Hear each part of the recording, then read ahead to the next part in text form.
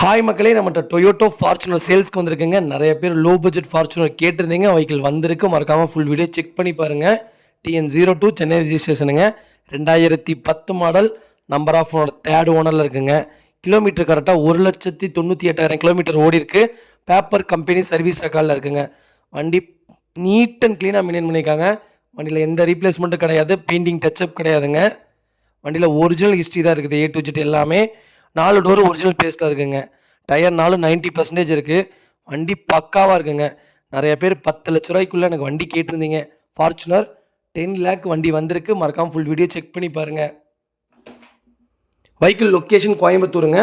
நம்ம இது கோட் பண்ணுற ப்ரைஸ் வந்து 9,90,000 கோட் பண்ணுறோம். நெகசபிள் தான். நேரில் வாங்க, கம்பல்சரி இன்னும் அனுசரித்து வாங்கி தரேன்.